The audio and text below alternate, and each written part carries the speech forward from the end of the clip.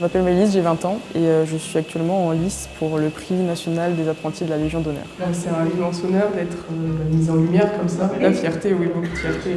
C'est la canne et la couleur. On doit les garder avec nous. Quand on part sur le Tour de France, on passe une cérémonie, c'est la cérémonie d'adoption et on nous donne des attributs. Les Compagnons du Devoir, c'est un lieu de formation en communauté qui est très fraternel et beaucoup dans le partage.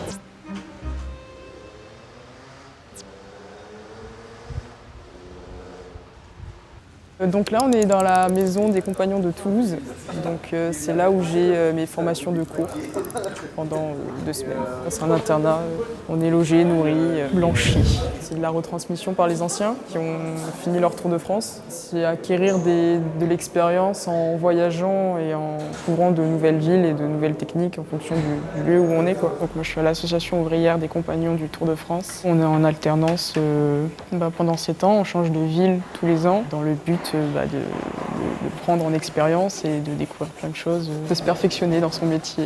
Quand on part sur le Tour de France, on passe une cérémonie, c'est la cérémonie d'adoption et on nous donne des attributs. C'est nos attributs, c'est la canne et la couleur. Donc on a une canne pour le voyage et la couleur. On doit les garder avec nous, c'est un peu ce qui montre aussi qu'on est sur le Tour de France pour certaines réunions. Selon les métiers, on a différentes couleurs. Et du coup, pour les menuisiers, ébénistes, tonneliers, et charpentiers et carrossiers. Donc les métiers du bois, c'est la couleur bleue. La couleur jaune, c'est les métiers du goût. Pâtissier, boulanger, charcutier, vigneron, fromager. La couleur verte, c'est les matériaux souples. Donc maroquinier, sellier, cordonnier. Après il y a les blancs, c'est les métiers de la finition.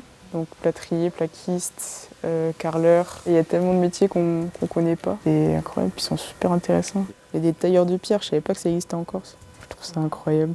J'aurais fait ça si j'étais pas ébéniste. Et du coup, on a des frappes sur ces couleurs qui représentent différentes choses. Je sais que généralement, c'est un peu... c'est pas secret, mais ça crée un peu de mystère. T'as la tour de Babel, là. T'as le labyrinthe. On fait des repas relais aussi. C'est des repas soit pour des fêtes compagnoniques, soit juste comme ça, où on mange tous ensemble. Et le repas est rythmé par des chants. Donc on chante des chants compagnoniques. On a un chansonnier, on a un petit livre avec tous les chants répertoriés.